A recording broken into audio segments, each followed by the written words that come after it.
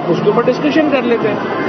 آپ صرف اس بات کے اوپر ہر وقت لگے رہنا کہ جناب اپنا حکومت نے جو بھی کر، میں یہ کہتا ہوں آج تو مجھے بڑا افسوس ہوا اس بات کے اوپر کہ دیکھیں حکومت نے یہ کیا تھا کہ آج یہ ربیع الاول کا مہینہ ہے، اس مناسبت سے سیرت النبی کے اوپر صلی اللہ علیہ وسلم کے اوپر تقاریر ہونی تھی اور آپ اس سیشن کو ہی بائیکاٹ کر کے چلے گئے. تو آپ کو کچھ حدود ہوتی ہیں، ہر بات کے اوپر تھوڑی پالیٹکس 24/7 کی جاتی ہے. تو میرا یہ خیال ہے کہ اپوزیشن جو ہے یہ ایک آپ سمجھیے کہ اس وقت ایک ایسی ان کی حیثیت ہے کہ کوئی ان کو بہانہ چاہیے احتجاج کرنے کا. پہلے انہوں نے سوچا کہ شاید فوج اور حکومت میں اختلاف ہو جائیں تو 2 دن سارے ہنستے مسکراتے رہے. اب وہ مسکراہٹیں پھر جو ہیں وہ ختم ہو رہی ہیں اور تنقید کا رخ دوبارہ فوج کی طرف ہو گیا. آپ دیکھیے نا یہ بات کرتے ہیں اپنے ڈیموکریٹک کریڈینشلز کی. میں پہلے دن سے آپ کو یہ کہہ رہا ہوں کہ ان کا کوئی ڈیموکریٹک کریڈینشلز نہیں ہے، یہ کوئی جمہوریت پسند لوگ نہیں ہیں، یہ صرف ڈیل کی تلاش میں.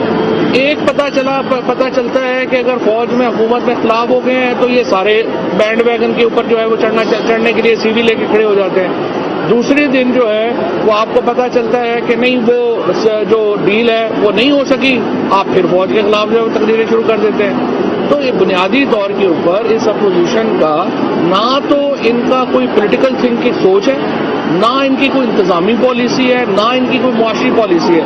صبح سے لے کے رات تک عمران خان کو برا کہنے سے تو آپ انتظار میں نہیں آ سکتے.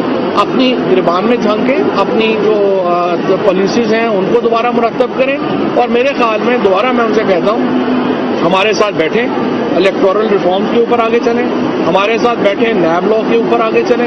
اگر صرف ہر وقت یہی لگا رہنا ہے کہ میرے کیس ختم کرو، ابا جی کے کیس ختم کرو، ماموں جی کے کیس ختم کرو، چاچا جی کے کیس ختم کرو، یہ اس کے اوپر تو بات نہیں ہوتی. بڑے ریفارمز کے اوپر آئیں، ہم آپ سے بات کریں گے. اور باقی جہاں تک بات یہ ہے کہ آپ کی دکان نہیں چل رہی، آپ کی دکان پہلے بھی نہیں چلی، آگے بھی نہیں چلی. مولانا صاحب نے یہ کہا کہ تعمیر جو ہے وہ الٹا پڑ گیا اور محبوب کھلے پڑ گئے. دیکھیے مولانا صاحب جو ہیں وہ اب بنیادی طور کے اوپر میں سمجھتا ہوں کہ جتنے جلسے جتنا استعمال ہونا تھا فضل الرحمان صاحب نے وہ استعمال ہو چکے ہیں، اب وہ گھس گئے اور اس لیے اب ان کی اہمیت نہیں رہی ہے. اور اب اس طرح کی باتیں وہ کرا کے صرف پولیٹیکلی ریلیونٹ رہنا چاہتے ہیں. ادروائز جو ہے وہ مولانا صاحب جو ہیں وہ سیاسی طور کے اوپر اب ایک چلی ہوئی کارتوس ہے. صرف آپ نے دیکھا ہے کہ فیصل آباد میں ان کے جو جلسہ تھا اس میں JUI کے مدرسے کے بچوں کو لے کے آئے اور ان کو کہا کہ جھنڈے آپ نون لیگ کے پکڑے، اس پہ لڑائی ہوگی ان کی آپس میں. تو ان کو تو جلسے جلوسوں کے لیے مجھے لگتا ہے کہ مولانا صاحب کو میرا یہ مشورہ ہے کہ اب ان کی سیاست ختم ہو گئی ہے، اب وہ لوگوں کے جلسے جلوسوں کے لیے رینٹ اے کراؤڈ کا کام شروع کر لیں، ان کو کافی فائدہ ہوگا.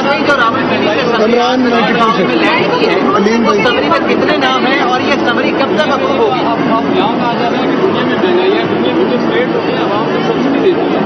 اگر حکومت سمجھتی ہے کہ شاید ضروری ہے وہاں پہ اضافہ ہو رہا ہے تو سبسڈی کی دی جا سکتی ہے، سبسڈی دلا سکتی ہے. ہمارے ہاں اس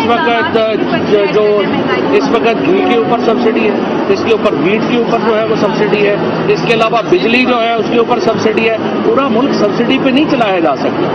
پورا ملک کو آپ سبسڈی کہاں سے آتی ہے؟ ٹیکس پیئر کے پیسوں سے. آپ ادھر سے عوام سے پیسے لیں گے ادھر جو ہے وہ بانٹ دیں گے، اس طرح تو ملک نہیں چلتا. ملک کو چلانے کے لیے ایک جو حکمت عملی 12 ارب ڈالر آپ نے اس سال قرضہ واپس کرنا ہے.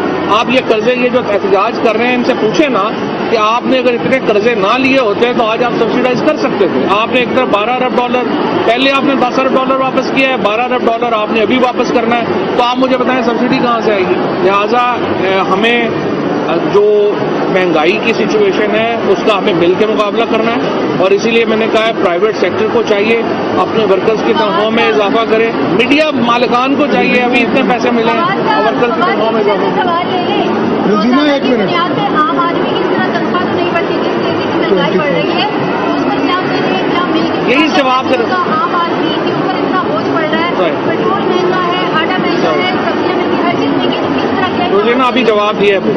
فواد بھائی جو راولپنڈی سے سمری آج وزیر اعظم آفس میں عمران یار کتنے نام ہیں اس میں اور کب تک حل ہو گیا کوئی کتنے دن لگے؟